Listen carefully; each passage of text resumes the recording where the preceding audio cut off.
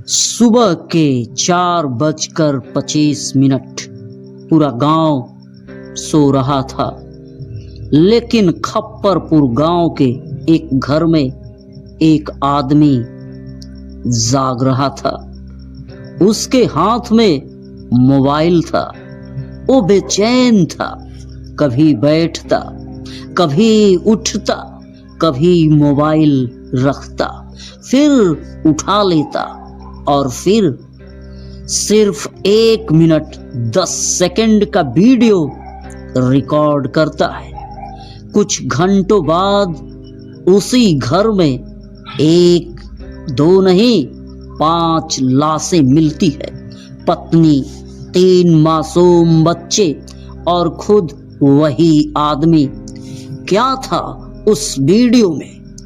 क्या था उस दुख में जिसका जिक्र उसने किया?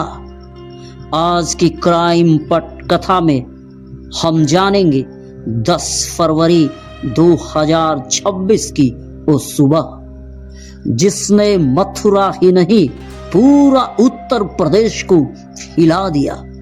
10 फरवरी 2026 सुबह लगभग 9 बजे मथुरा जिला, तहसील महावन, गांव खप्परपुर। 3 भाई, तीनों के घर पास पास। सबसे बड़े भाई सुधीर कुमार, उनकी आदत थी अपने 2.5 साल के भतीजे प्रतीक को हर सुबह खिलाना। लेकिन उस दिन प्रतीक बाहर नहीं आया। सुधीर दरवाजे पर खड़े होकर आवाज लगाते हैं, प्रतीक बेटा बाहर आओ। कोई जवाब नहीं, दरवाजा अंदर से बंद। यह पहली बार था। गांव में दरवाजे अंदर से बंद रहना असामान्य बात थी। शक बढ़ता है।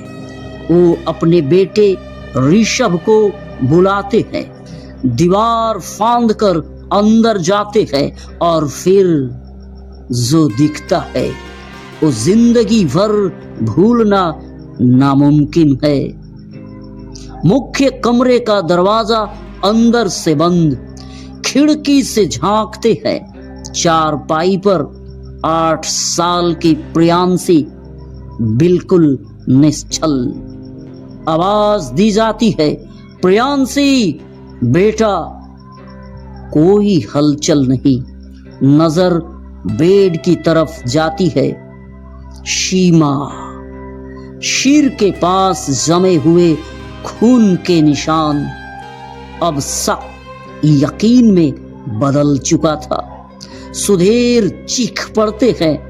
गांव इकट्ठा हो जाता, दरवाजा तोड़ा जाता है और अंदर 5 लोग पड़े हैं। घर का मुखिया मनीष कुमार, उम्र लगभग 35 साल, पत्नी सीमा, बेटियां प्रियांशी 8 साल, हनी 5 साल, बेटा प्रतीक 2.5 साल।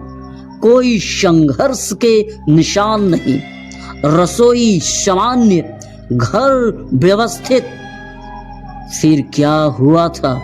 रात में पुलिस पहुंचती है, फोर्स तैनात, उच्च अधिकारी मौके पर। मामला इतना गंभीर कि प्रदेश स्तर तक खबर पहुंचती है। जांच के दौरान घर पर लिखा एक संदेश मिलता है, हम अपनी मर्जी से जा रहे हैं, किसी को परेशान न किया जाए। एक डायरी मिलती है, 3 पन्ने सुरक्षित, एक प्लॉट का जिक्र, 19 लाख रुपए का सौदा। कुछ रकम मिली, कुछ बकाया, लेकिन डायरी में कहीं भी ऐसा कारण नहीं जो 4 हत्याओं को सही ठहरा सके। फिर मोबाइल मिलता है, 1 मिनट 10 सेकंड का वीडियो, समय सुबह 4:25। वीडियो में मनीष कहता है, मेरा अपना दुख है। लेकिन वह दुख क्या था? जांच में सामने आता है 6 बीघा जमीन, पत्नी के खाते में लगभग 7 लाख। हाल ही में जमीन बेची, घर में अभाव नहीं तो क्या कर्ज था, बड़ा लोन, व्यापार में घाटा। अब तक ऐसा कुछ सामने नहीं आता। यह कहानी मोड़ लेती है। मनीष पहले नशे का आदी था, 3 साल पहले छोड़ दिया। पिछले 3 महीने से मंदिर जा रहा था, पोटली बांधना, मन्नतें मांगना। क्या वह अंदर से टूट चुका था? विशेषज्ञ कहते हैं कई बार व्यक्ति बाहर से सामान्य दिखता है, लेकिन भीतर गहरे अवसाद में होता है। वो अपनी तकलीफ किसी से साझा नहीं करता। धीरे धीरे वह खुद को असफल मानने लगता है और फिर एक खतरनाक सोच जन्म लेती है, मेरे बाद परिवार का क्या होगा? कुछ मामलों में यह सोच विकृत रूप ले लेती है। मैं जा रहा हूं तो परिवार भी साथ जाएगा। क्या यहां भी ऐसा ही हुआ? घटना के बाद ससुराल पक्ष मायके पर आरोप लगाता है, मायका ससुराल पर। लेकिन मृतक ने साफ लिखा, किसी का दोष नहीं। तो क्या वह सच लिख रहा था या किसी को बचा रहा था, या सच्चाई बताने से बच रहा था?